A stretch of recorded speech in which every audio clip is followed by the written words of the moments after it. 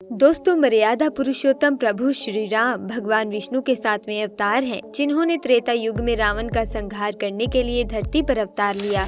उन्होंने माता कैकेयी की 14 वर्ष वनवास की इच्छा को सहर्ष स्वीकार करते हुए पिता के दिए गए वचनों को निभाया।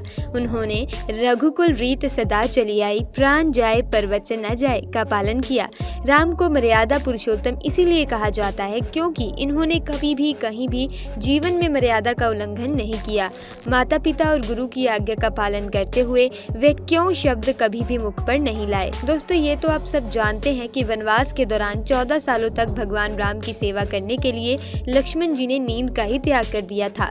लेकिन लक्ष्मण जी से जुड़ा एक रहस्य ऐसा भी है जो स्वयं श्री राम भी अनजान थे, और आज के इस वीडियो में मैं आपको उसी रहस्य के बारे में बताने वाली हूँ। दोस्तों, अगर मैं ये कहूँ कि लक्ष्मण भगवान राम से भी बड़े योद्धा थे, आपको ये सुनकर वैसे आश्चर्य नहीं होना चाहिए, क्योंकि त्याग के सामने लक्ष्मण जी ने राम जी को भी पीछे छोड़ दिया था। 14 सालों तक लक्ष्मण जी ने निंद्रा देवी को ये कहकर मनाया था कि अगर एक पल भी उन्हें नींद आई तो उनके बड़े भाई की सेवा में विघ्न पड़ जाएगा, और वे ऐसा कदापि नहीं चाहते थे। तभी निंद्रा देवी ने ये कहा था कि तुम्हारी जगह तुम्हारी पत्नी वहाँ अयोध्या में सोती रहेगी। इसके अलावा लक्ष्मण जी ने भूख का भी त्याग कर दिया था। 14 वर्ष के वनवास के दौरान उन्होंने कुछ भी नहीं खाया था, यहाँ तक कि भगवान राम उन्हें रोज फल खाने को देते थे, लेकिन वे नहीं खाते थे। दोस्तों, इस रहस्य से पर्दा तब उठा जब भगवान राम लंका जीत कर अयोध्या पहुंचे। भरी सभा में जब लंका विजय की कहानियां सुनाई जा रही थी, तब सभी लोग प्रभु राम के गुण का बयान कर रहे थे। तभी गुरु वशिष्ठ ने कहा, हे राम, आज मैं ऐसा रहस्य आपको बताने वाला हूं जिसे सुनकर आप सभी आश्चर्यचकित हो जाएंगे। हो सकता है कि प्रभु आपको इस पर यकीन ही ना हो। जैसे ही वशिष्ठ अतिथि ने कहा 14 साल से लक्ष्मण ने कुछ भी नहीं खाया, तब श्री राम तुरंत बोल पड़े, गुरुवर, मैं खुद लक्ष्मण को खाना देता था और वे खाना वहाँ कहीं आसपास पड़ा भी नहीं होता था, तो फिर मैं आपके इस बात पर सत्य कैसे मान लूं? मेरे मन में इसे लेकर शंका है।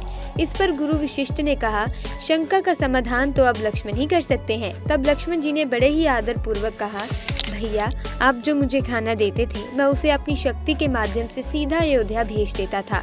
ये बात सुनकर श्री राम ने कहा कि कहाँ है वे खाना, अभी भी अयोध्या में रखा है क्या? तब लक्ष्मण ने कहा कि आप मेरे साथ चलिए भैया, मैं आपको उस जगह पे ले जाता हूँ जहाँ मैंने 14 वर्षों से खाना इकट्ठा करके रखा हुआ है।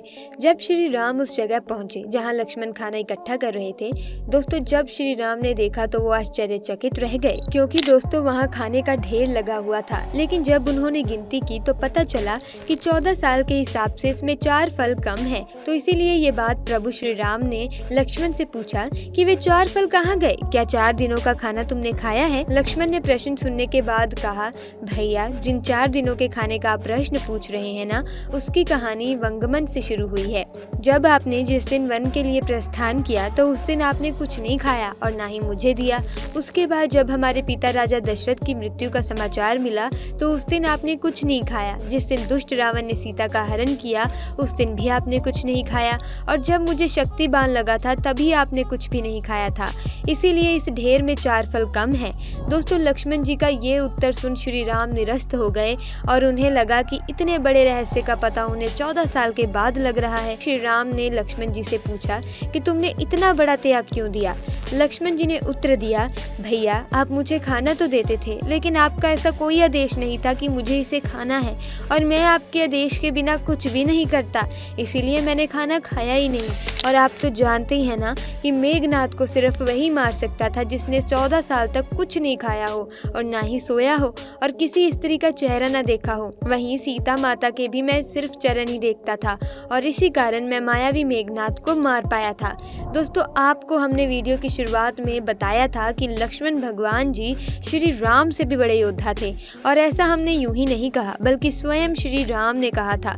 दरअसल जब विभीषण श्री राम की शरण में आए तब हनुमान जी ने कहा, हो सकता है प्रभु कि ये गुप्तचर बनकर हमारे पास आया हो, इसीलिए हमें सावधान रहना चाहिए। तभी भगवान श्री राम ने कहा था कि आपकी बातें सच भी हो सकती हैं, लेकिन अगर वो हमारे पास शरणार्थी बनकर आया ही है तो हमें उसका ख्याल रखना होगा। आप इन गुंचरों और असुरों की चिंता ना करें। क्योंकि इस संसार में जितने भी राक्षस हैं, लक्ष्मण उन सभी को एक क्षण में मार सकते हैं। तो दोस्तों, आपको आज की वीडियो कैसी लगी? अगर आपको वीडियो अच्छी लगी तो वीडियो को लाइक कीजिए, शेयर कीजिए, और अगर आप भी श्री राम के भक्त हैं तो कमेंट बॉक्स में जय श्री राम ज़रूर लिखें। साथ ही दोस्तों, ऐसी वीडियोस की अपडेट पाने के लिए हमारे चैनल को सब्सक्राइब करें ताकि आपको वीडियोस की अपडेट मिलती रहे। आपका बहुत बहुत धन्यवाद।